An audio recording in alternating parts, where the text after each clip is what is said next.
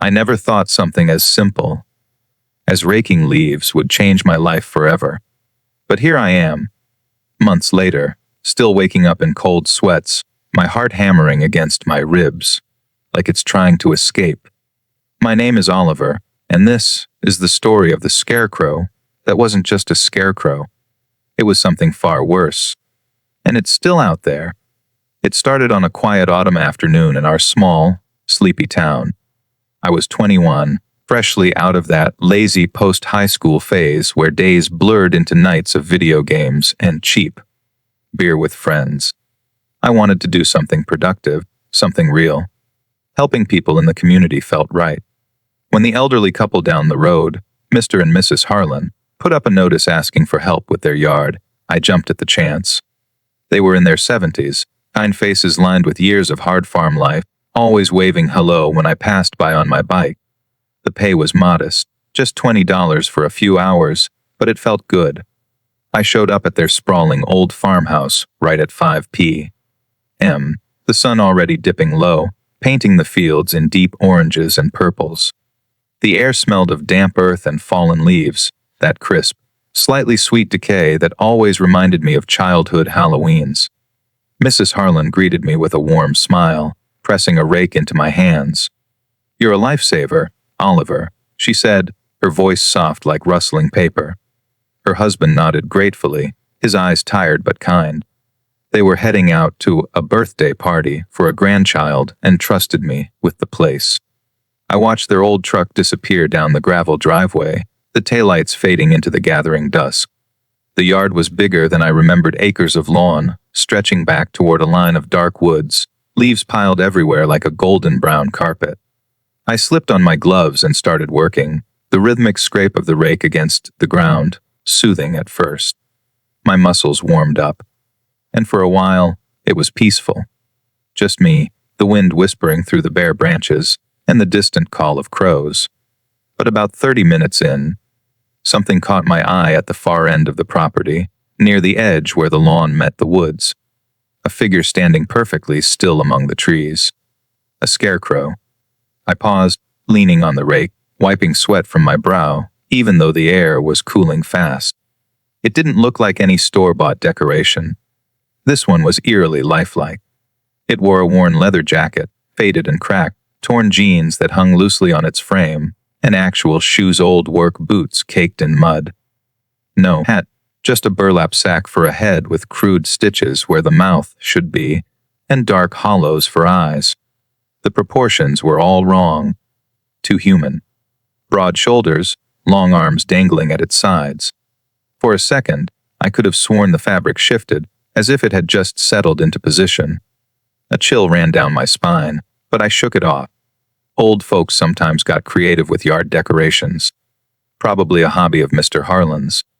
I went back to raking, but every few minutes my eyes drifted back to it. The sun was setting faster now, shadows stretching long and thin across the grass. The temperature dropped noticeably, and my breath started to fog slightly. I worked my way closer, not on purpose, just following the leaves. As I got within 20 yards, that uneasy feeling intensified. The scarecrow seemed to be watching me.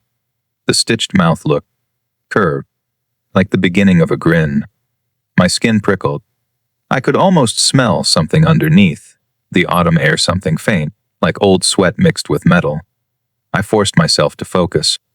Bag after bag filled with leaves. By the time the Harlans returned around 8:30, I was done, tired but satisfied. They paid me with cash and profuse thanks, pressing a couple extra dollars into my hand for snacks. As I was leaving, curiosity got the better of me.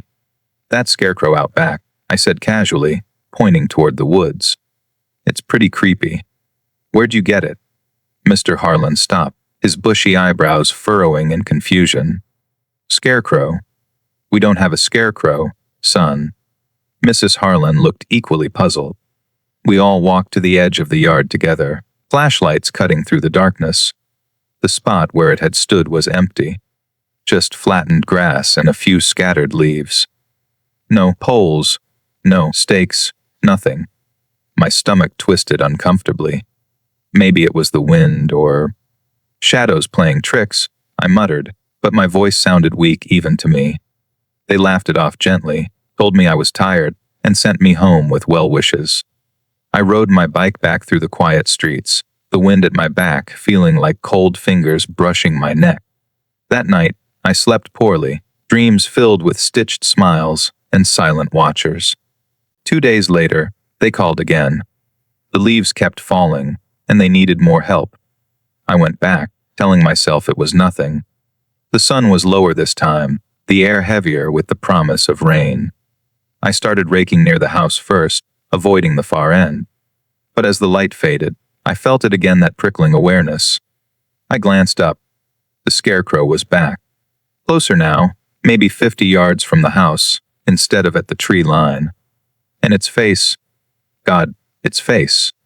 The stitched mouth had stretched into a wide, unnatural grin, the burlap pulled taut, as if something underneath was smiling too hard. The eyes seemed deeper, blacker. My heart thudded heavily in my chest. I could hear my own breathing, ragged in the stillness. The leather jacket hung differently, like it had weight to it now, like real shoulders filled it. I kept working, but my hands shook on the rake. Every scrape of metal on ground echoed too loudly.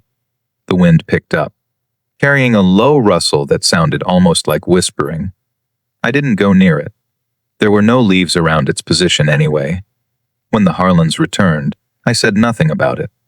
I took the money, smiled, and left quickly, pedaling home faster than usual. That night, I found myself staring out my bedroom window, toward their direction, imagining that grin in the dark. The next afternoon, I was walking home from a shift at the local store, when I saw the flashing lights. 2 police cars and an ambulance in front of the Harlan house. Yellow caution tape fluttered in the breeze. My legs felt like lead as I approached. Stretchers were being wheeled out, bodies covered in white sheets. The smell of blood was faint but unmistakable on the air, mixing with the earthy dampness. I grabbed an officer's arm, my voice trembling. What happened? Are they okay? The cop's face was grim. Murdered last night. Both of them. Brutal scene inside. He asked if I'd seen anything strange while working there.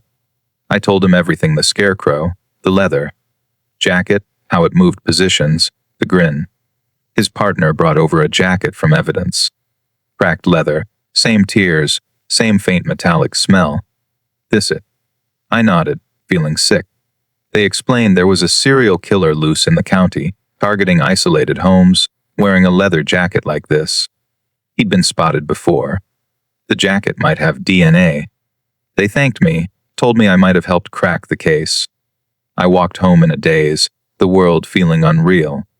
My parents were out of town overnight, leaving a note on my bedroom door, with money for pizza and instructions to lock up. I did more than that. I checked every window and door twice, drew all the curtains, turned on every light. I called 2 friends over, Jake and Maya. We played games, watched movies, loud and distracting. I didn't mention the Scarecrow. Why would I? They'd think I was losing it. By 10:30 they left. I stayed downstairs on the couch, too wired to go to my room. Movies blurred into noise. Around 1:30, exhaustion finally pulled me under. I woke with a start at 4 a.m. The living room was freezing. Wind whistled through the house. I sat up slowly, my heart already racing before my mind caught up. The nearest window, the one I'd triple-checked, was cracked open, glass shards on the floor glinting in the moonlight. The lock was shattered. A low scratching sound came from the corner of the room, slow and deliberate, like nails on wood. My breath caught in my throat. The air smelled wrong: sweat, dirt, something coppery. I turned my head, muscles locked in terror. There it was. The Scarecrow. Standing upright now, no pole holding it. In the shadowed corner near the TV. Tall, impossibly human in posture. The leather jacket creaked faintly as it shifted. The burlap head tilted slightly, that horrific grin wider than before, stitches straining. Hollow eyes fixed directly on me. I could hear its breathing slow, rasping, not mechanical but wet, alive. My mind screamed. This wasn't a costume. The hands at its sides twitched, fingers too long, too real beneath the gloves. I froze, every instinct telling me not to move. Memories flooded back unbidden childhood summers on my grandparents' farm, another scarecrow in the cornfield, that I swore moved when I wasn't looking. Had it been the same one? The same killer watching me all these years? The scratching continued, closer now, as if it was testing the floorboards, learning the layout of my home. My pulse thundered in my ears. Sweat trickled down my back despite the cold. I thought of the Harlans, their kind smiles, the bodies under sheets. This thing had been in their home. It had worn their trust like it wore that jacket. Then came the first twist that shattered what little sanity I had left. As I stared, paralyzed, the Scarecrow's head moved not in a jerky horror movie way, but smoothly, almost curiously. The grin softened for a split second, and a voice whispered from within the burlap, low and hoarse, mimicking Mrs. Harlan's gentle tone. "You're a lifesaver, Oliver." It knew my name. It had listened. It had learned. Not just killing, absorbing, becoming. Terror gave me strength. I lunged for the lamp, smashing it toward the figure as I bolted for the stairs. Glass shattered. It moved faster than I expected, silent, fluid, the boots thudding heavily now. I slammed my bedroom door, barricaded it with my dresser, heart exploding in my chest. Sirens wailed in the distance, maybe neighbors heard something. I grabbed my phone, dialing 911 with shaking fingers. The scratching started at the door, patient, rhythmic. Then it stopped. Silence. Hours later, police found no one. But the jacket was gone from evidence. And on my pillow, tucked neatly under the covers I hadn't touched since morning, was a small piece of burlap with fresh stitches forming a new message. "See you soon, neighbor." That was months ago. I moved away, changed my name, tried to forget. But every autumn, when leaves fall, and the wind carries that damp earth smell, I feel it. Sometimes, in crowds, I catch a figure in a leather jacket watching me. Sometimes, at night, I hear scratching at the window. The killer didn't just wear the scarecrow. The scarecrow became him, and now it's learning me. I barely survived that farm.